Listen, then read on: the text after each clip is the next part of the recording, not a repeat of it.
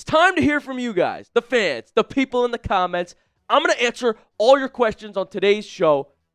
Maybe it's about what we just saw in Baltimore. Bad loss for Cleveland. But I'm ready to talk with you guys, the fans, and hear what you have to say. If you want the best Browns coverage all year long, make sure you subscribe. And subscribe if you want a chance to get on the show. You can comment your questions as a subscriber. We'll get to them. We'll talk about it all year long here for you on the Browns Report. Without further ado, our first question came in from Sean McKenzie with the $10 super chat. Sean, actually, he's just mad. Said, boycott the Browns. Nothing is going to change until they feel our anger in their wallets. Sean, I'm feeling your pain. It's frustrating. It's hard being a Browns fan, which is that's why we're the best fans in the league, because look at it on paper. We watched our team go winless one season, and we're all still here. We're the most loyal, persistent, strongest-minded fans in the league. But they got to start listening to us. I mean, we've been screaming at the team for years to do this differently, do that differently. Bench Deshaun Watson when he looked bad. Not guarantee him $200 million. Something needs to change for Cleveland. And I think a big change on offense needs to happen. We will get into that. J. Dino Brown with the big $25 super chat. He came in and also had a nice comment. Said, Gabriel to Sampson on his 21st B-Day was sweet. Too bad in a losing effort. This was one silver lining from the game. Rookie Dillon Sampson caught a touchdown pass from rookie Dillon Gabriel on a really nice throw. It was garbage time. But Sampson, on his birthday, he's the youngest player in the NFL, by the way. He just turned 21. And he's playing running back in the National Football League, scoring touchdowns for the Cleveland Browns. But rookie was positive, and I think that's the big change I want to make. Something on offense needs to change. Let's just throw Dillon Gabriel out there. Something. Flacco looked poor in today's game. And there needs to be a spark on offense because the defense is holding Cleveland in games. I would say let's go with Gabriel, and then we can get to Shedeur Sanders hopefully later in the season, unless Gabriel's balling. But I think, and I've always thought, that Sanders was the higher evaluated quarterback. Coming into it, Cleveland has Gabriel ahead of him, so they'll use this order. But it's only a matter of time before we see our rookies take the field because Flacco is losing it at age 40. In fact, AFX agrees with me. $2 super chat to say Dillon Gabriel should start next week. I'm with you. Next week's the week. I have a short leash for the offense right now because the defense is keeping them in games. Myles is turning 30, I believe, and we don't know how much more we have left of him playing like this in his prime. I mean, he's still playing like the best player in the league, and our offense is consistently not helping out the defense in the first two games of the season. That's what I've seen. The Bengals game was given to us on a platter, and the Browns blew it. The Ravens game was close in the first half. The Browns kept giving the Ravens red zone opportunities and blew it for the defense. Who do you think the Browns should start in week 2 at quarterback? Comment below if you say we give Flacco another shot. I'm out already. I'm not about developing a 40-year-old quarterback. The defense is good. Cleveland can contend if their offense would just be top 15 in the league. Cleveland would be at least 500. So let me know. What do you think? I say we got to try something different right away. It's win now mode. Matthew Neal sent in a question here, said, are we delusional in thinking that even with mid-quarterback play and a few mistakes, this team can truly compete given how good the defense is? No, we're not delusional, Matt. The defense is what's keeping the Browns in games that they shouldn't be in. These are two powerhouse offenses, the Bengals and the Ravens, that Cleveland, if they were a bad team, would have no business contending with. They easily should have beat the Bengals, and they were there with the Ravens until the offense gave the game away and got out of hand. Same with the special teams error, a blocked punt.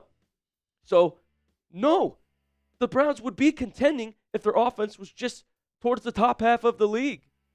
Garrett, 1.5 sacks again today. 2 quarterback hits. This is against Lamar Jackson. Folks, the defense is for real. The defensive line is for real. Mason Graham looked good today as well. Had a big tackle for loss and was everywhere on the field. Like, the Browns can win games because of the defense. They're going to need help on offense to just help out the great job that the D is doing. So, no, we're not delusional, Matthew Neal. I'm with you. This team can win games and contend with the best if their offense was just top 15 in the league, in my opinion. Because that defense, you could argue, is top 5. Kathy coming in wanting to know, we are not going to win no more than 5 games this year. Kathy, I'll admit I'm a little discouraged right now after the first 2 weeks. 0-2 are the Browns, and it might not get better for the early half of the season. They got to go play Green Bay. They got to play Detroit. They got to play the Vikings. Those are their next 3 games on the schedule. Obviously, you got to play the Ravens again, which I think we'll beat second time around. 5 games is probably a good line for Cleveland right now. I'm still hopeful they hit that over because of that defense. When they play teams like the Patriots, like the Raiders, like the Niners, right, teams that don't have as good of rosters as the Ravens and Bengals do, I give the edge to Cleveland. They also get to play the Dolphins. Free win. They'll also play the Bengals again, who I think they'll be even hungrier for, and they'll beat Pittsburgh at least once, in my opinion. Like, I think they'll get over that 5-win mark, but now I'm looking at more like 6-7, honestly, for the Browns. So, good question. Probably a good line right now. But I haven't lost all hope yet after 2 weeks. I'm just frustrated. Jeep Wolf, Browns Report by Chat Sports. That's our name. Wonder what excuses they will have for this embarrassment and dodging the obvious ignorance and lack of ability to do anything on offense. Yeah, I'm honestly, Jeep Wolf, I get so frustrated hearing coach speak all the time. And I mean coach speak as a phrase, like saying things like, yeah, we just didn't execute, we have to be better. Do something. Change something. No more excuses. It's not working. That's clear as day what the problem is in Cleveland is the offense. And that's what's been the problem in Cleveland for years. Quarterback. We've had a roster around the most important position, but never the most important position figured out. I wonder what excuses they're going to make too. But for me, there's no excuses. I've had enough. I've seen enough. Let's bench Flacco. If not this week, next week. J. Dino Brown, once again, with a question. Said, I missed what happened to Denzel Ward. What happened? The report we got during the game was that Ward had cramps and was questionable to return. So as soon as we get an injury update on Denzel Ward, we'll update you guys immediately here on the Browns Report. But that's all we know so far was he was cramping up, which doesn't sound too serious because at least he was questionable to come back. But like I said, we'll let you know. Monk Shorts making it on the show with the hashtag Browns. How many years of Myles Garrett's prime are we going to waste? That's exactly my point. He's looking better than ever. The defense is looking better than we've seen in years in Cleveland. Are we going to waste such a good defense? Defense wins championships, folks. They're keeping the Browns in these games. Please, somebody, step up, help them out, make a change to the offense. Get somebody. Switch the quarterback up. Because we can't keep wasting prime years of the more than a generational talent in Myles Garrett. The best defensive player in football. We can't keep doing it.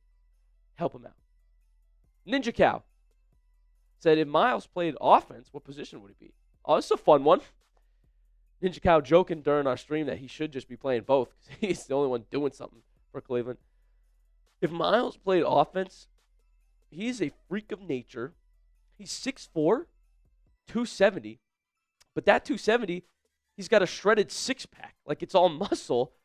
And he can jump over an offensive line and windmill dunk like he's a freak of nature.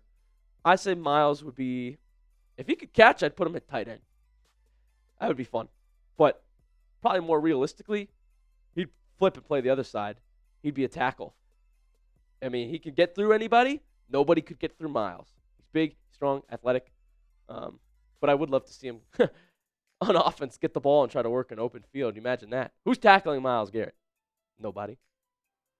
Thank you guys so much for all your questions and for being a part of the Browns Report. Like I said, subscribe to join the family so that we can answer your questions and hang out and talk Browns football all season long. We appreciate you, each and every one of you, being with us here and enduring what we've seen so far in the first 2 weeks of Cleveland Browns football. It'll get better, and we'll be here for you, even if it doesn't. So thank you so much, and we will see you very soon here on the Browns Report.